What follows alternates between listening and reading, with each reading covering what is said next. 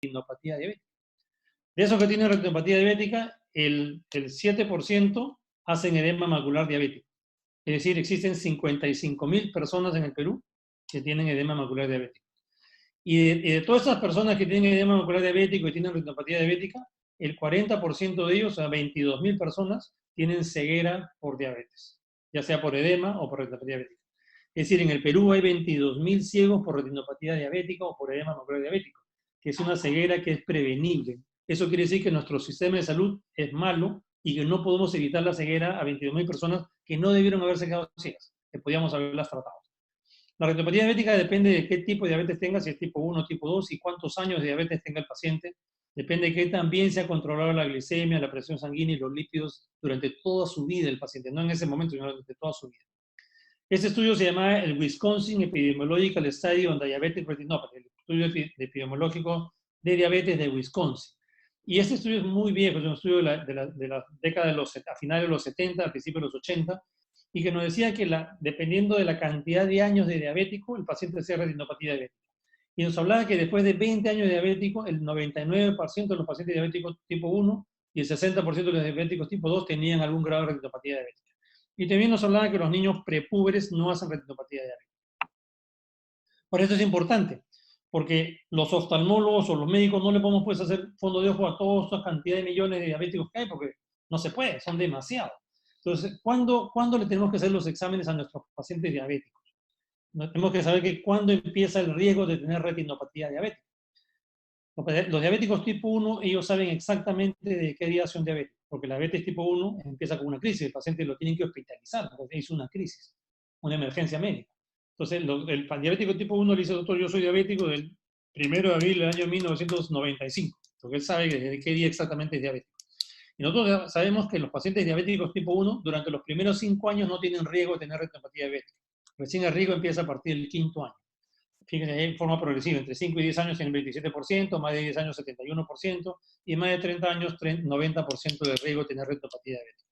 Entonces, al diabético tipo 1, ¿cuándo le hago su primer examen de fondo de ojo? Al 5º año, porque antes no tiene probabilidad de tener retinopatía diabética. Primer examen de fondo de ojo al paciente diabético tipo 1 al 5º año. El diabético tipo 2, él no sabe de cuándo es diabético. El diabético tipo 2 es la abuelita que se va a operar de la vesícula, le hace un examen de glucosa y le sale que tiene 500 de glucosa. La abuelita no tiene nada, no siente nada y no sabe desde cuándo tiene el glucosa alta.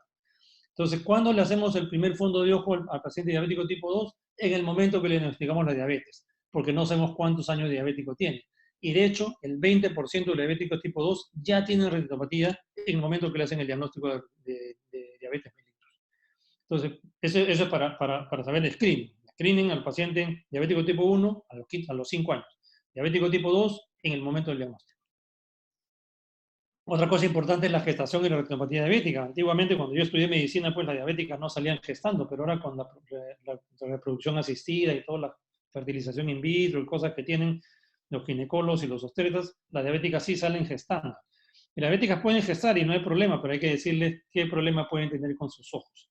Si la paciente gestante no tiene retinopatía diabética, el 10% de ellas van a tener retinopatía diabética durante los 9 meses de embarazo. Van a hacer retinopatía diabética. El problema es que la gran mayoría de diabéticas que salen gestando ya tienen algún grado de retinopatía diabética porque ya tienen muchos años de diabetes.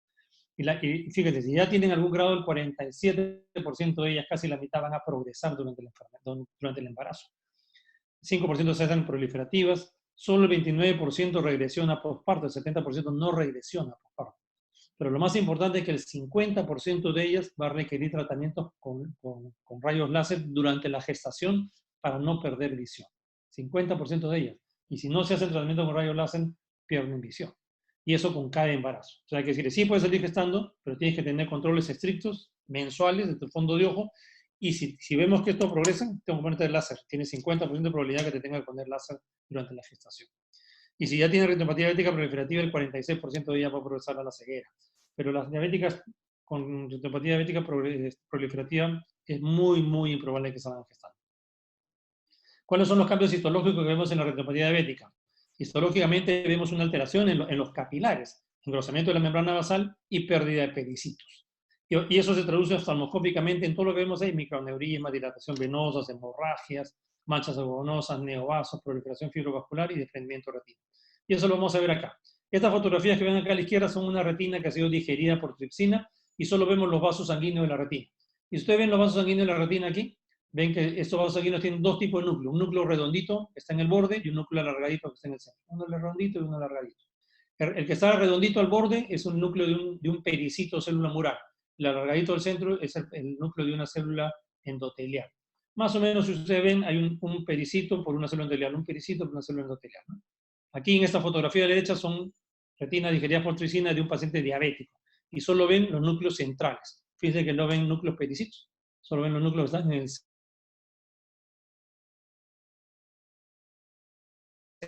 Y como no hay este capilar, y se forman estos microneurismas que ven aquí. Disculpen un segundito, un minuto que me están llamando de hacer operaciones, un segundito, ahorita con ustedes. Ven cómo se forman estos microneurismas. El problema con estos microneurismas es que la sangre viene por el microneurisma y acá se forma una trombosis. Empieza, acá ven cómo los glóbulos rojos se van atracando, se atracan aquí y forman una trombosis de este microneurisma. Los microneurismas, cuando hacemos el estudio en geografía, se ven así, todos estos puntos blancos son microneurismas en un paciente diabético. Y en una tomografía, así se ve un microneurisma. Esa es una tomografía que es un corte histológico de la retina, sobre todo el área macular, acá ven todas las capas de la retina, y acá se ven microneurismas que están en las capas profundas de la retina. En el plexo profundo se presenta. Y como la sangre, pues como se forma una trombosis, la sangre no puede pasar. Y como no puede pasar, aumenta la presión hidrostática y empieza a salir fluido alrededor de estos microneurismas. Entonces, después de que hay microneurisma, lo que hay es un edema alrededor del microneurisma, este vaso sanguíneo normal. Y cuando sale líquido de la sangre, de los vasos sanguíneos, también salen lípidos. Y estos lípidos se almacenan en la retina, en el grosor de la retina, y forman lo que se llaman los exudados duros o exudados serios. Entonces, eso se forma en la capa profunda, donde está el plexo profundo, básicamente, en la nuclear externa, ¿no? Nuclear interna, perdón.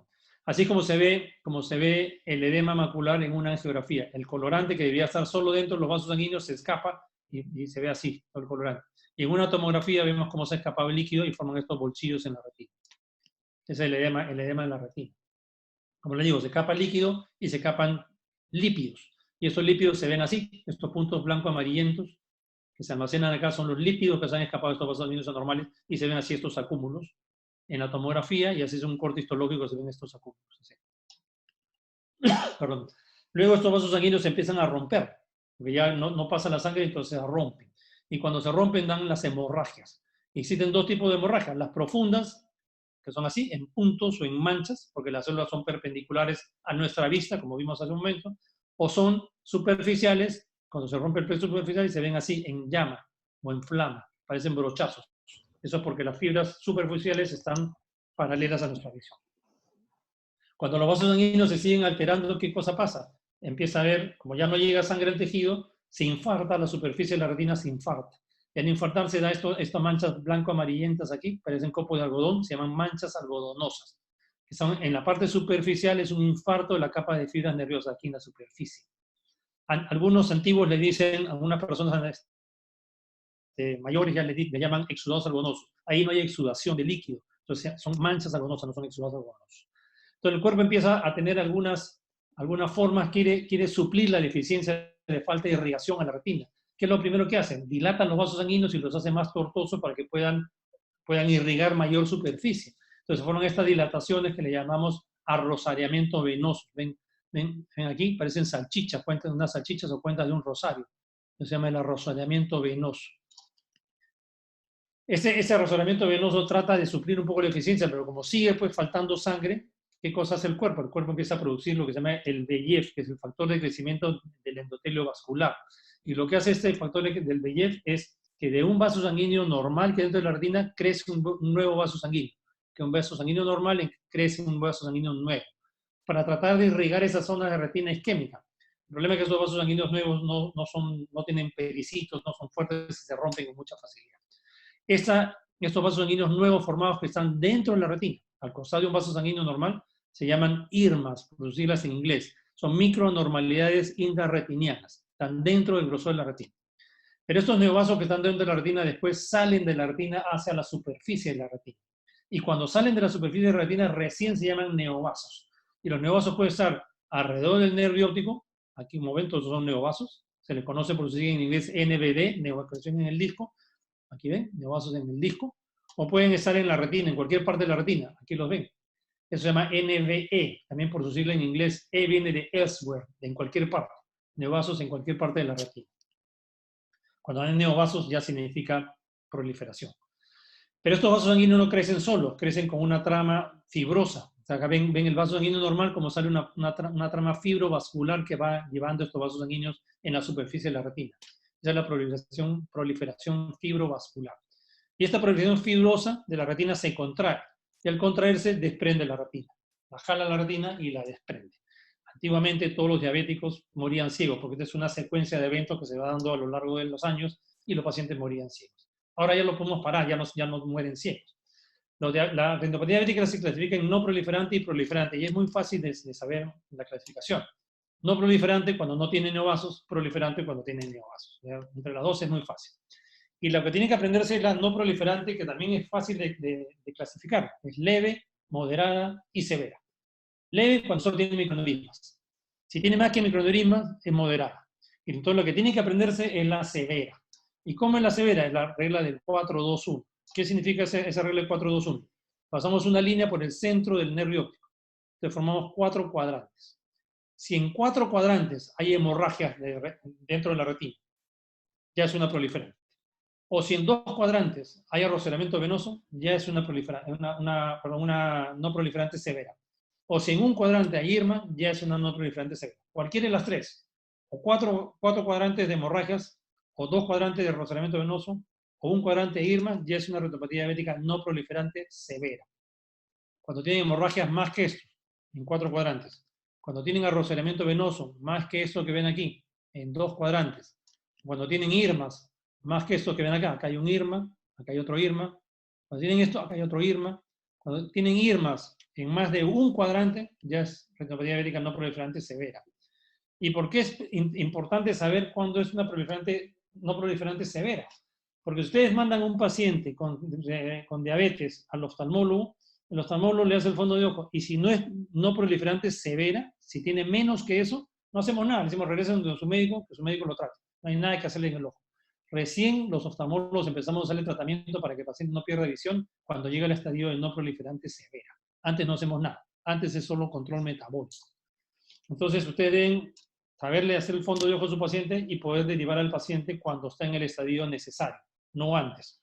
Esta, por ejemplo, es una retinopatía diabética no proliferante leve, solo tiene microaneurismas. Acá unos cuantos microaneurismas chiquititos. Es una leve. Si tiene más que microaneurismas, tiene manchas algodonosas, exudados, hemorragias, es una moderada. Y aquí es una severa. Si nosotros partimos aquí en 4 por el medio nervio óptico, vemos que en los 4 cuadrantes tiene hemorragias. Ya solo con eso, ya es una no proliferante severa. Pero además este paciente también, si partimos en 4 cuadrantes, acá tiene arroceramiento venoso en este de acá y acá también. O sea, ya por eso también es una no proliferante severa. Y probablemente también si buscamos IRMAs, acá hay un IRMA, pues también con IRMAs en un solo cuadrante, cualquiera de las 3 ya es no proliferante severa. Y proliferativa cuando ya tiene neovasos. Cuando vemos los neovasos, aquí vemos neovasos, acá vemos neovasos, o cuando no vemos los neovasos, sino que vemos la manifestación del neovaso. Si este neovaso que está acá, que están viendo en la superficie de la retina, este de aquí, se rompe, la sangre está por encima, como este neovaso está encima de la retina, el sangrado se produce por encima de la retina, se ve el sangrado. Se llama sangrado preretiniano. ¿Y cómo sabemos que está delante de la retina? Porque no podemos ver ninguna estructura, no podemos ver ningún vaso sanguíneo, ni vemos nada. Esos sangrados de acá están dentro de la retina y podemos ver la retina, podemos ver los vasos sanguíneos. Eso está por encima de la retina y no vemos nada por detrás. Son hemorragias preretinianas. Hemorragias preretinianas significa que debajo de eso hay un neovaso. Otra cosa es el edema macular diabético. Y el edema macular diabético es el engrosamiento de la retina en el área macular, en la fovea. La primera causa de ceguera del paciente diabético es el edema macular diabético. No es la retinopatía diabética, sino el edema macular diabético. No es una ceguera total, pero es una ceguera legal, menos de 20/400 de visión. Eso siempre le preguntan en los exámenes. Esta es una retina normal. Acá vemos el nervio óptico, vemos los vasos sanguíneos normales, el área macular sin sangrado, sin nada. Así se ve una tomografía normal. Vemos la retina con todas sus capas y el epitelio pigmentado de la retina. Y una angiografía. Cuando hacemos angiografía, el líquido que inyectamos, que se llama fluoresceína, se ve blanco y se ve solo dentro de los vasos sanguíneos. Ustedes ven, las capas de la retina no tienen nada de fluoresceína, solo los vasos sanguíneos. En el paciente diabético que tiene edema macular diabético, vemos Aquí hemorragias y vemos exudados lipídicos. Quiere decir que aquí ha salido líquido. Existen dos formas de edema macular diabético, el que le llamamos el local, porque solo en una parte está, y el difuso, que está por todos lados. En el local, si hacemos un corte de tomográfico, vemos que solo en este pedacito hay edema macular. En el difuso, por todos lados hay edema, con más líquido, ¿no? ¿Por qué es importante saber si es edema macular focal o difuso? Porque el tratamiento es diferente y ahora lo vamos a ver. ¿Cuál es el tratamiento de la retinopatía diabética? Lo más importante, el control metabólico. Tiene que tener hemoglobina glicosilada menos del 7%, presiones arteriales normales, de límites normales, menos de 120 sobre 80, y colesterol, sobre todo el malo, el LDL, menos de 100 miligramos por decilitro, y para eso es probable que tenga que tomar estatinas. Si el paciente tiene falla cardíaca o falla renal, va a tener edema, entonces hay que tratar el edema, tratando la falla cardíaca y la falla renal. Y el paciente no debe fumar, porque tenemos un problema de vasooclusión, si el paciente fuma peor, no debe fumar el paciente. El tratamiento de la retinopatía diabética no proliferativa, severa o más que severa, es la fotocoagulación panretiniana, es láser. Entonces, todo esto en nuestra retina, esta es la hora cerrada, todo esto en nuestra retina. Lo que tenemos es que los vasos sanguíneos que llegan al ojo no son capaces de irrigar toda la retina porque se están cerrando. Entonces lo que nosotros hacemos es con el láser sacrificamos a toda la retina, desde acá, de la córnea cerrada, toda la retina y dejamos solo la parte central sin tratar. Y con el láser matamos esta retina periférica, el ojo sea suficiente para irrigar la parte central de la retina. Aquí ven. Solo dejamos todo el área macular libre y el resto tratado con rayos láser. No es un tratamiento ideal, pero sabemos que este tratamiento con rayos láser disminuye la pérdida de visión en el 90% de los pacientes.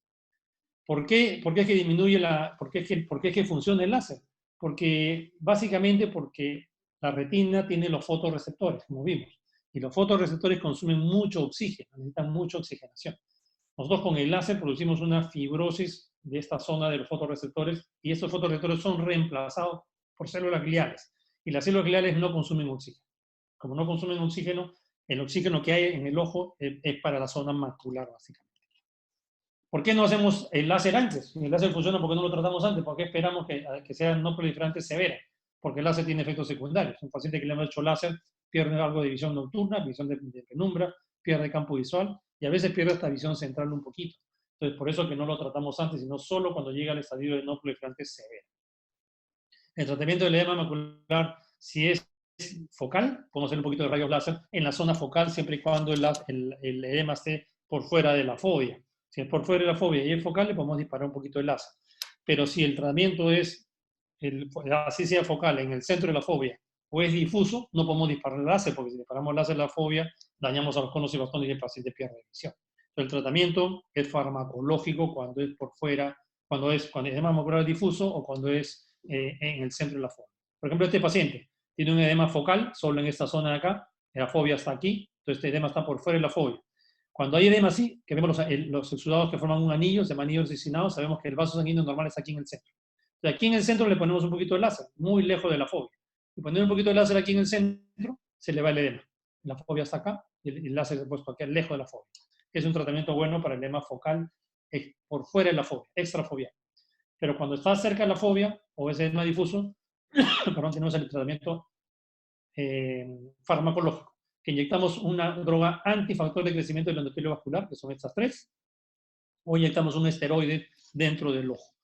Y estos son muy efectivos. Según los estudios, sabemos que el paciente que tiene edema macular diabético difuso mejora de 12 a 16 letras con los anti-VEGF. Este es un estudio Rise and Rise que usaron el ranibizumab, pero cualquiera de los anti-VEGF es bueno. Los tres funcionan muy bien. Pero hay un 25% de pacientes que no resuelven el edema, que el anti-VEGF no funciona. Entonces, para ellos usamos algunas otras formas de tratamiento. Aquí vemos, por ejemplo, un estudio que el paciente en el estadio 0 le ponemos, en el día 0, pero le ponemos anti-VEGF, fíjense cómo mejora rápidamente la visión del paciente con un anti-VEGF. Y mejora y se mantiene la mejoría al año, a los 2 años y así sucesivamente hasta todo el tiempo que vamos inyectando el paciente mejora la visión. Si al paciente le ponemos rayos láser, no en el centro de la fobia, pero le ponemos rayos láser, la visión mejora muy poquito. Miren, es esta de acá abajo. Casi no mejora la visión al año. Aquí al año a estos pacientes le pusieron, como no mejoraban, le pusieron anti-VEGF y empezaron a mejorar, pero nunca alcanzaron a los pacientes que le pusieron anti-VEGF de inicio. Entonces el tratamiento actual del edema macular diabético difuso es el anti-VEGF de forma rápida, pronto. Y con eso sabemos, con cualquiera de los tres, acá fíjense estas curvas, de los tres anti-VIH que existen en la actualidad, el Lucentis, el ranibizumab y el bevacizumab. O sea, bevacizumab, que es el Avastin, ranibizumab, que es Lucentis, y el aflibercept, que es el Ailía. Los tres son buenos. La diferencia son 2 letras de diferencia entre uno y otro. Los tres son muy buenos para el tratamiento del edema macular diabético. Este es un paciente que tiene edema macular diabético y le pusimos triamcinolona intravítrea y fíjense cómo el corticoide también funciona y se le ve el edema y mejora la visión del paciente. Ahora, cuando ya se nos pasó, pues el paciente llegó tarde, no vino a tiempo, el paciente sangró, tiene hemorragia vítrea, o ya se le desprendió la retina, o tiene una proliferación avanzada, o le hemos tratado el edema macular y no funciona. ¿Qué hacemos? Tenemos que hacer una vitrectomía, que es lo que ven aquí abajo. Este paciente tiene desprendimiento de retina, ven sangre, nosotros le vamos cortando estas bandas con este vitrector, vamos cortando las bandas que están jalando la retina y la están desprendiendo. Y una vez que hemos jalado estas bandas y que las quitamos, hacemos que la retina se pegue, se ponga otra vez en su sitio. Fíjense cómo vamos cortando todo esto que está jalando la retina y la está desplegando. Este paciente, esto es proliferación fibrovascular. Unos días antes de hacer la cirugía le ponemos un anti-VEGF para que los vasos sanguíneos de esta proliferación fibrovascular se cierre y no sangre durante la operación. Por eso que estamos cortando y casi no sangra. Entonces cortamos toda esta banda de tracción, que es la proliferación fibrovascular, sacamos toda la sangre que hay dentro del ojo, y una vez que la retina la hemos vuelto a poner en su sitio, le hacemos una fotocoagulación panretinana con rayos láser. ¿Ven cómo tiene la sangre? Con este vitrector quitamos toda la sangre y toda la proliferación. Ahí le estamos sacando todo. Y después que hemos quitado todo eso, recién hacemos tratamiento con rayos láser. Ahí estamos haciendo tratamiento con rayos láser. Entonces el láser a toda la retina periférica, y dejamos el centro. Y el paciente recupera visión, ¿no? Este paciente vuelve a ver. No es lo ideal que llegue a ese estadio, porque el paciente vuelve a ver, pero no ve perfecto, porque ya tiene mucho daño. Lo ideal es hacer las operaciones antes, o evitar que llegue a ese estadio habiéndolo tratado antes. Este es un paciente, por ejemplo, hizo tratamiento con rayos láser, pero le quedó esta fibrosis encima de la retina que jala la mácula y la distorsiona. Este paciente le hacemos una vitrectomía, quitamos esta fibrosis y el paciente recupera visión. Tiene una recupera visión. Esta es el área macular que está libre y todo el láser que le hemos puesto alrededor. Bueno, eso es en cuanto a retinopatía diabética. Ahora le vamos a hablar algo más chiquito, más corto, de retinopatía hipertensiva. La hipertensión arterial es una de las enfermedades más frecuentes. Ustedes saben, la hipertensión, el 30% de la población mundial casi tiene hipertensión arterial. Y la hipertensión arterial es cuando la presión está más alta que 120/80. Y es una enfermedad sistémica que compromete el ojo, pero también compromete el corazón, el riñón, el cerebro y otros sistemas.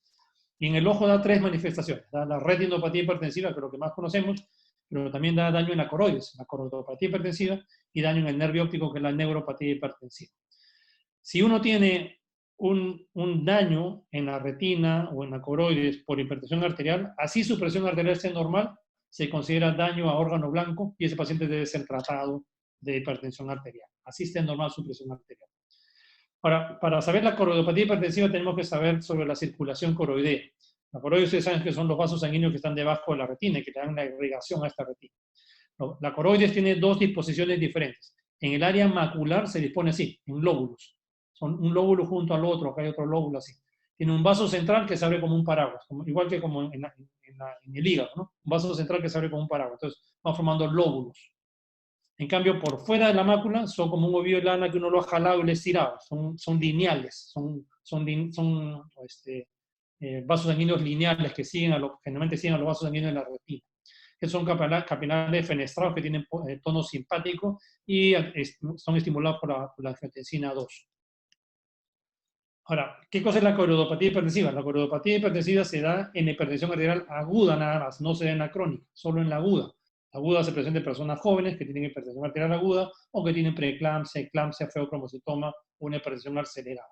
Y la coroidopatía hipertensiva da 3 cosas. Da la mancha de Eschnig, las estrías de Sigris y el desprendimiento de retina seroso. Este señor es Eschnig, un austriaco, que demostró la presencia de estas cosas aquí. Ven unas lesiones blanco-amarillentas, redondeadas, chiquititas en la retina profunda. En la angiografía se ve mejor, se ven esto de acá.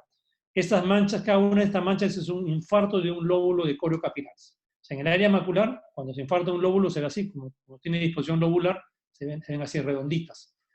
Inicialmente se ven blanco-amarillentas, cuando ya pasa un tiempo se ven manchas oscuras, se pigmentan y se ponen oscuras. Eso es un lóbulo de corio capilares infartado. Cuando se infarta un lóbulo de capilares por fuera de las arcadas vasculares, son lineales, se ven así, como unas líneas.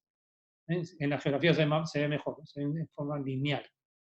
Que son las estrías de Sigris. Los dos, la mancha de Denny y la estilla de Sears, es un lóbulo de corocapilares que se ha infartado, lo que pasa es que en otra disposición.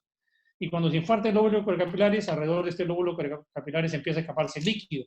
Y al escaparse líquido se forman desprendimientos de retina serosos. Ven así esta bolsa de líquido debajo de la retina, ¿no? Eso es el desprendimiento de retina seroso.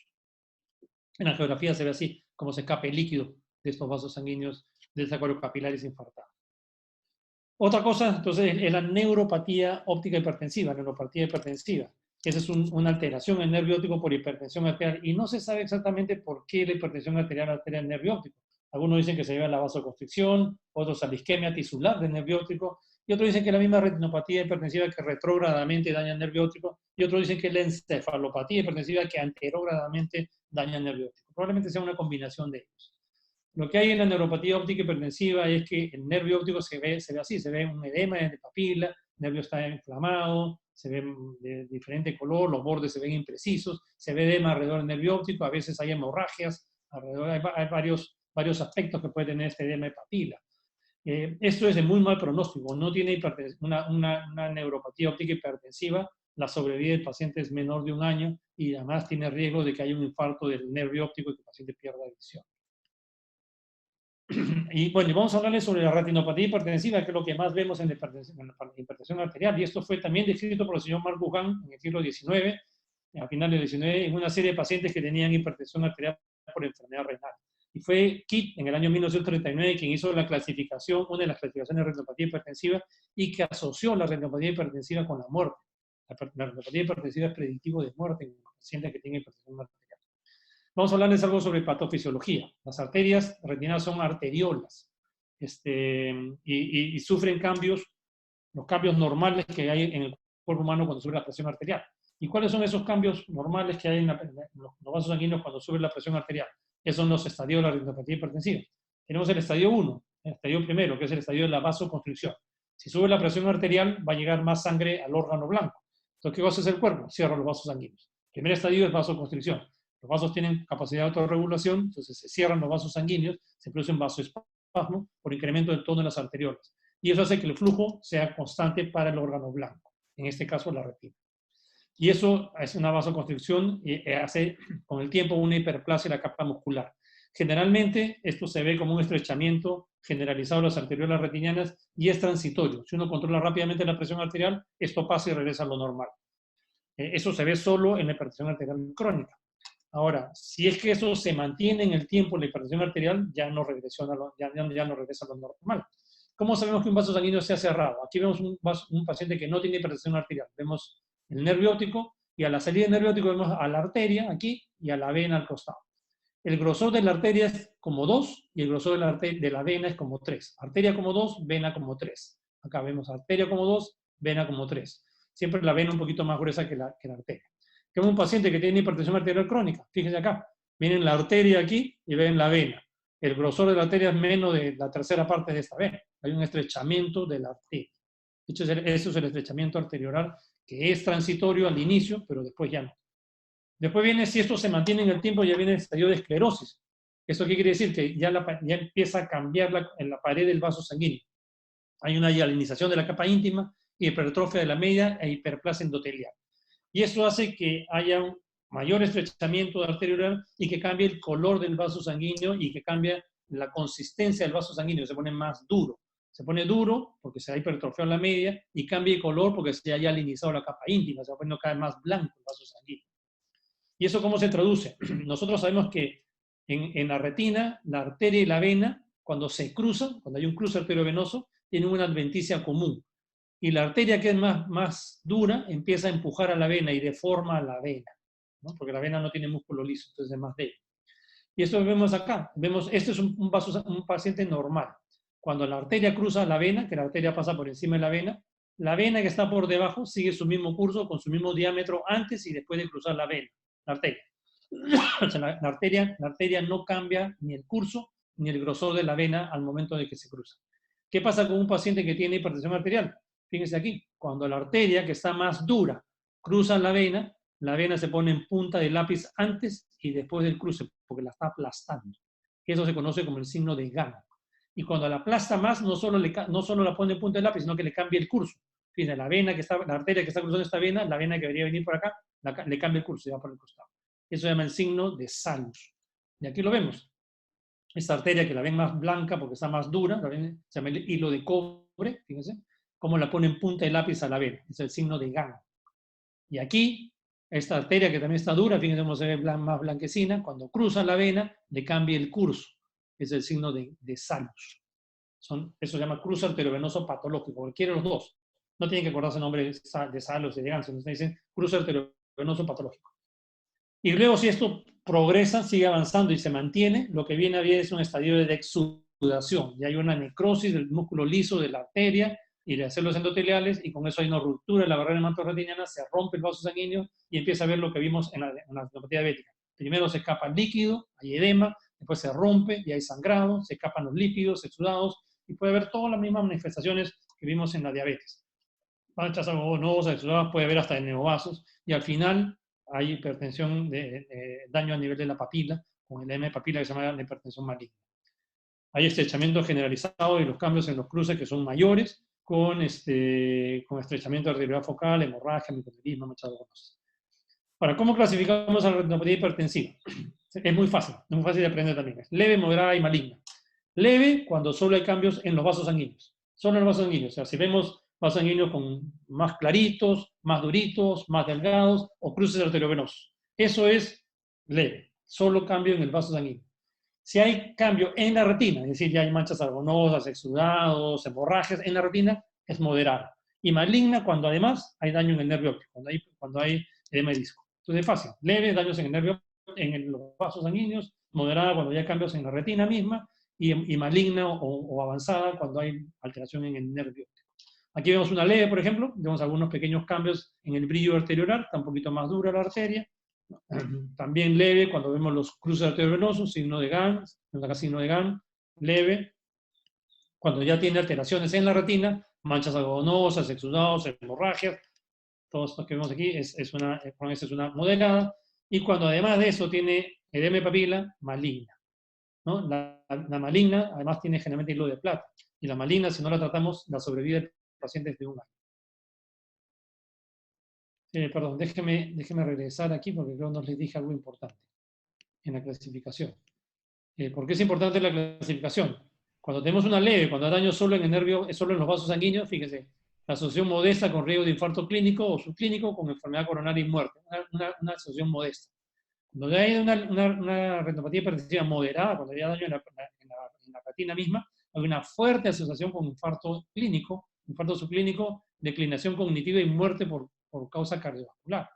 Pero cuando es una maligna, la asociación es muy fuerte. El paciente está en peligro de muerte. El paciente se va a morir antes de 1 año.